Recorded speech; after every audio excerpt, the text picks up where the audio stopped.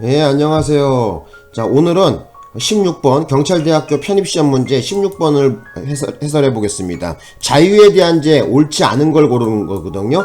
자, 답은 5번인데 5번부터 설명을 드리고 나머지도 드리겠습니다. 5번 보겠습니다. 자, 5번에 보면은 협박죄가 성립하기 위해서는 행위자가 해악의 내용을 실현할 수 있는 위치에 있어야 하고, 자, 여기까지는 맞습니다. 고지한 해악을 실제로 실현할 의도나 욕구가 필요하다 이렇게 나왔는데 이 뒷부분이 틀렸죠. 그죠?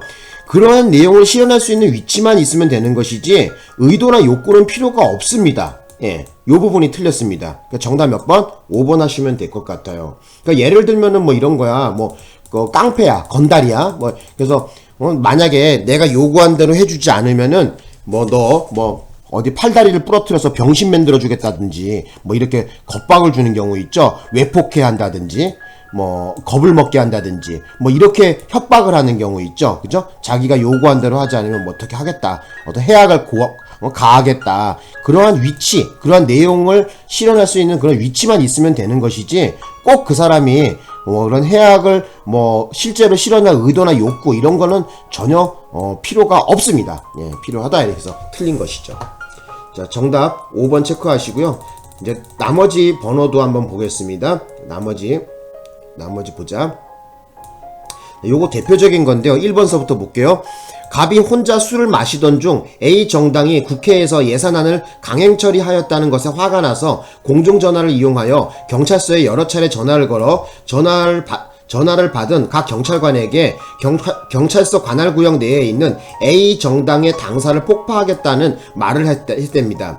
자, 갑의 행위는 각 경찰관 개개인에 대해 해악을 고지한 것으로 볼 수 없어 협박죄가 성립하지 않는다. 예, 맞는 얘기입니다. 그래서 당사를 폭파하겠다라고 이렇게 어쨌든 전화를 걸어갖고 협박을 했지만 그것이 각 경찰관에 대한 어떤 개인에 대한 해악의 고지는 아닌 거거든요. 물론 이런 폭파가 돼갖고 주변에 예를 들면은 경찰 업무가 바빠진다든지 경찰의 업무가 아니면 책임이 뭐라 그래야 돼요? 치안 책임을 진다든지 이런 부분은 있을 수가 있겠죠. 하지만은 각 경찰관 개인에 대해서 어떤 해악을 고지한 것으로는 조금 약하다. 좀 볼 수가 없다. 이렇게 봐서 우리 판례는 협박죄를 인정하지 않았습니다. 그래서 맞는 얘기입니다. 이 얘기는.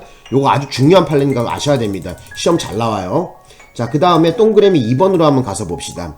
동그라미 2번에 보니까 형법 제289조 인신매매죄를 범할 목적으로 예비 또는 음모한 사람은 처벌한다. 그쵸? 289조 같은 경우에는 예비 음모 처벌하고 있죠. 그죠? 예, 예비 음모 처벌하고 있습니다. 자, 그 다음에 3번 보겠습니다. 강요죄에서 폭행은 사람에 대한 직접적인 유형력 행사뿐만 아니라 간접적인 유형력 행사도 포함하며 반드시 사람의 신체에 대한 것에 한정되지 않는다. 맞는 얘기입니다. 그래서 꼭 신체에 대해서 하지 아니하더라도 그 사람을 어떻게 외폭해 한다든지 그거로 인해서 겁을 먹었다든지 이래서 자기가 원하는 대로 어떤 그 사람이 의무 없는 일을 하게 된다든지 하게 되면은 죄가 성립하는 거죠. 그죠? 그래서 3번도 맞는 얘기입니다.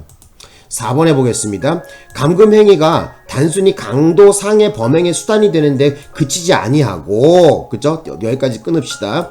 자, 강도 상해 범행이 끝난 뒤에 중요한 것은 끝난 뒤에도야. 자, 다시 깨끗하게 해보자.